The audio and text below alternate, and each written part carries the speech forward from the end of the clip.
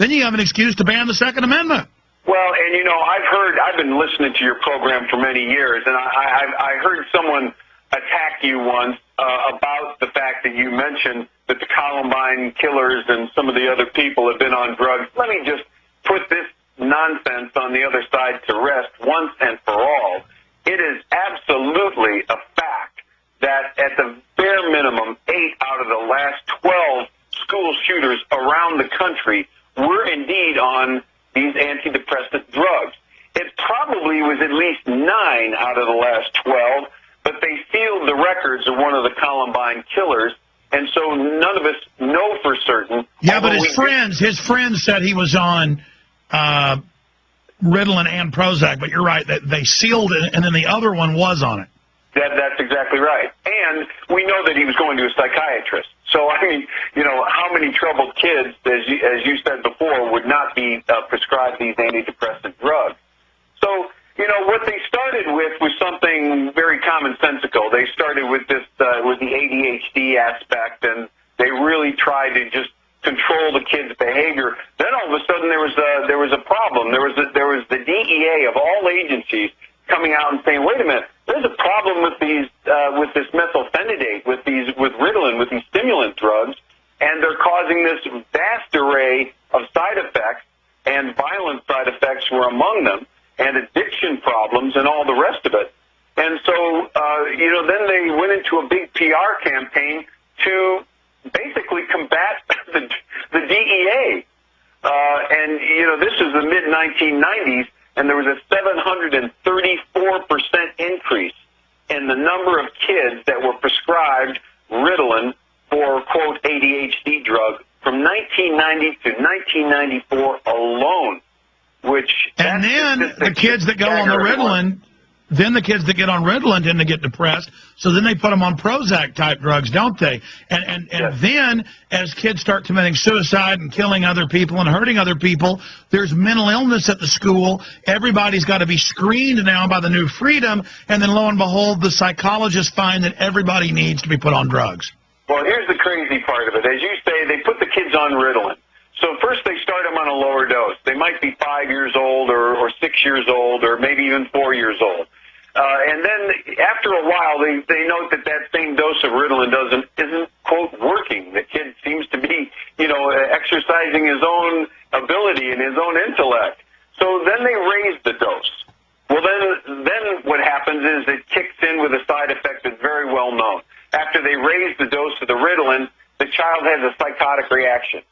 So once the child has a psychotic reaction, they rush the kid to the doctor because he's talking crazy and he's a mile a minute and just can't be controlled. And the doctor, instead of saying, oh, that's a well-known side effect of methylphenidate, of Ritalin, we gave him too much, we need to take him off this drug. No, they don't say that, as you know, Alex. Then they say he's bipolar. Now he's bipolar, so now we put him on these powerful, potent, dangerous antipsychotic drugs, for which there is no cure. And this is what we're doing to our Generation RX, a film by Kevin P. Miller. He's on the line with us. We'll come right back after this quick break and continue. Ladies and gentlemen, they cold-bloodedly are engaging in problem reaction solution. This was all planned out, all charted out. We're on the march. The empire's on the run. Alex Jones and the GCN Radio Network. I want to talk to our guest more about the film and the families he talks to and the information he brings out. It's so well done. Generation RX, available at Infowars.com. But then I want to talk about solutions, where this is going. I mean, if we don't expose these people and fight them, they're going to make everybody take drugs. And they're now to the point of trying to make the kids take it. And I had a writer for Psychology Today calling me for some big cover story that's coming out soon. And I would bring up the fact that it's not normal to have more than 2/3 of the kids on these drugs. And he would just laugh at me. I mean, it's all just a big joke to these people. It's all just a big business. A very, very sickening guild. I mean, folks, having 75% of kids on strong antipsychotics and other drugs, that isn't normal. Having 5% on it isn't normal. Somebody shouldn't be on drugs unless they were already trying to kill people and already trying to chew their fingers off. Or somebody shouldn't be on these dangerous drugs even if they think they're the Pope. You know, just they're nutty and that's the end of it. No, they say all normal behavior is abnormal because it's their business model. This is the new priesthood. We're going to go back to Kevin Miller here in just a moment with Generation RX. I did want to tell you about a few of our sponsors that have made today's show possible. One of them is something that every one of my listeners needs to have. I have one in my car. You should have one, whether it's just a little secret pen recorder or whether it's the a little bit more expensive in-car system that's hidden cameras in your car that you just hit a button and the cameras start recording what the police or others are doing, and then you've got a secret record of what happened. And the website is diganet.net. That's diganet.net. Diganet.net. And everybody should have one of the DigiPens. These are the best pens for the best price I've seen anywhere. So diganet.net. But I suggest, and I mean to get one, I've just been so busy. I know we all are. But it's very, very affordable, very inexpensive to get 2 gig, 4 gig models for your car that'll record for hours. And it's just little hidden cameras going into a little a recorder unit and stored on a little memory disk. Just absolutely essential that we use Big Brother tools against the establishment. In this time and date, everybody needs to protect themselves. So I'm thinking I have to have this on my car just when nuts show up in a parking lot and try to do weird stuff to me. I've had that happen a few times, and then later I drive off and hear them tell people something completely untrue. I mean, it's just good to have this to protect yourself. Diganet.net, diganet.net. And finally, I want to tell you about the great folks at Survival Seed Bank. In a real crisis, having non-hybrid seeds means having the ability to grow an endless supply of nutrient-dense food to feed your loved ones. There have been times in American history, Pilgrims, for example, when seeds have the highest value of any barter item, even silver or gold. There's a war on against non-hybrid seeds waged by the global elite who want to control us by controlling the food supply. Governments are storing seeds. The UN is storing seeds. Globalists of every stripe are storing seeds in the Arctic Circle. Why do you think they're doing this? You know why. Control and power. Solutions from Science is trying to get the seeds out of the globalist hands and into the hands of the people. This is the place to get them. Survival Seed Bank. Get them out of the hands of the elite and into the hands of the people. SurvivalSeedBank.com. That's SurvivalSeedBank.com or 877-327-0365. 877-327-0365. SurvivalSeedBank.com. Okay, going back to our guest with the film Generation RX. Mr. Miller, continuing where we left off after that last break, how they put you on the speed drugs, the amphetamine class, which then everybody knows speed freaks are nuts. They keep upping the dose when they stop sleeping or act weird or are up sometimes and down other times. They don't go, hey, that's what speed freaks do.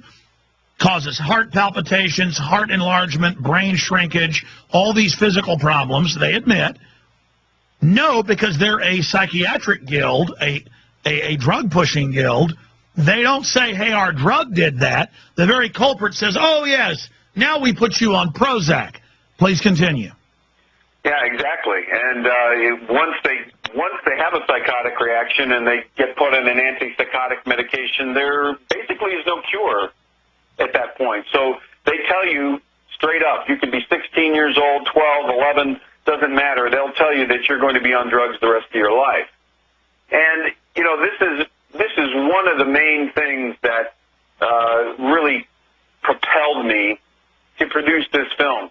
I could see nothing beyond the murder and the mayhem. I could see no sanity, literally, coming out of the medical establishment or the FDA or the American Psychiatric Association. And, you know, you start seeing, when you peel back the dirty layers, you start seeing how many people who are making the decisions on these drugs are getting payola from the drug companies themselves. I mean, how can it be I think we're around the same age, Alex. How can it be that, you know, in the record company executives from the 70s and 80s were thrown in prison for payola for getting a few dollars under the table to get a record played on the radio? And yet we've got researchers and scientists and doctors and decision makers who are getting millions of dollars under the table, not reporting it, and still walking around free as a bird. Well, let me expand on that, just on a separate issue, but it's connects into this. You can just Google the term IRS agents cut from billionaires. And there's all these news articles where they got rid of almost all, over 90%, of the corporate fraud investigators from the IRS. Now, you can argue, is it a fair tax or not? Obviously, that's a scam, too. But the issue is they don't enforce on billionaires. They enforce on middle-class and blue-collar workers. Because the criminal class, that's why it came out that more than half of Congress doesn't even pay the taxes. I mean, this is an openly criminal group. Go ahead. No, I couldn't agree more. And yet you've got a minimum. This is a bare minimum done by studies, proved by studies from Boston University researchers and others, that say that a bare minimum of 56%